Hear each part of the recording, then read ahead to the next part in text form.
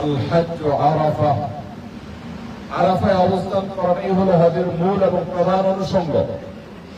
সেই প্রধান অনুষঙ্গ আগামীকাল ইনশাআল্লাহ বিইজনিল্লাহ আমরা পালন করব। আরাফাতের ময়দানে আমাদের যে করণীয়গুলো আছে ইতিমধ্যে আমরা নিশ্চয়ই জেনেছি। আরাফাতের ময়দানে দোয়ার জন্য আমরা নিশ্চয়ই উদ্গ্রীব হয়ে আছি। নিশ্চয়ই আমরা আল্লাহর কাছে কি কি চাইব, কি কি প্রার্থনা করব, কি কি নিবেদন করব, তার জন্য আমরা পশ্চা সাজাচ্ছি। আমাদের সেই পরিকল্পনা প্ল্যান আমরা করছি। প্রিয় ভাইরা, আল্লাহ রাব্বুল আলামিন তার বান্দাকে বড় বেশি ভালোবাসেন, বড় অনুগ্রহ করেন। বান্দাকে আল্লাহ দিতে চান। আল্লাহর দেওয়া নিয়ামতকে নেওয়ার জন্য উপযোগিতা তৈরি করা আমাদের অন্যতম কর্তব্য। আরাফাতের ময়দানের দোয়া, এটা হলো আমাদের জীবনের সবচেয়ে শ্রেষ্ঠ এবং সেরা দোয়া। আমি প্রায় বলি, সব অসাধ্য সাধন করা এবং অসম্ভবকে সম্ভব করার জায়গা হলো আরাফাতের ময়দান। বহু নবী রাসূলগণ, আল্লাহর প্রিয় বান্দাগণ, তাদের সব চাওয়াগুলোকে পূরণ করে নিয়েছেন আল্লাহর কাছ থেকে এই আরাফাতের ময়দানে।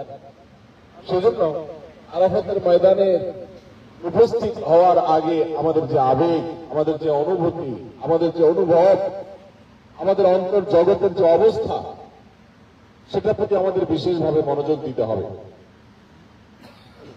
আরাফাতের ময়দানে আমরা যদি চাই আমাদের দোয়াগুলো কবুল হোক, তো আমাদের ভেতর থেকে হজকে উপলব্ধি করার চেষ্টা করতে হবে। ভাইরা আমার, হজ শুধুমাত্র কিছু ফর্মালিটিস, কিছু সুনির্দিষ্ট কর্মকাণ্ড, এগুলো সম্পাদন করার নামই না। হজ হলো আল্লাহ ডাকে, আল্লাহ নির্দেশে ইব্রাহিম আলাইহিস সালামের ডাকে সাড়া দেওয়ার নাম। এটাকে ভেতর থেকে অনুভব করতে হবে। আমরা আরাফাতে যাওয়ার আগে মিনায় অবস্থান করেছি। কেন মিনায় অবস্থান করেছি?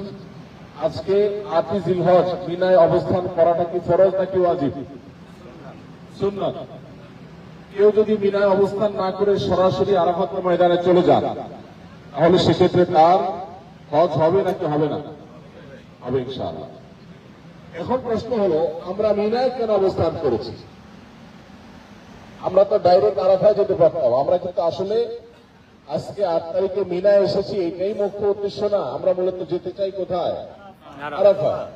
আরাফাতে যাওয়ার আগে আমরা মিনায় এসে এখানে ৫ ওয়াক্ত নামাজ পড়ছি, এখানে এসে একদিন অবস্থান করছি আমাদের নবী সাল্লাল্লাহু আলাইহি ওয়াসাল্লামের সুন্নাহ অনুসরণে। সেটার রহস্য কি? সেটার হিকমাটা কি? কেন এই সুন্নাহ নবী সাল্লাল্লাহু আলাইহি ওয়াসাল্লামের ছিল? আল্লাহ তাআলা ভালো জানেন। অনেক উলামায়ে কেরাম, অনেক গবেষকগণ এর হিকমাহ বর্ণনা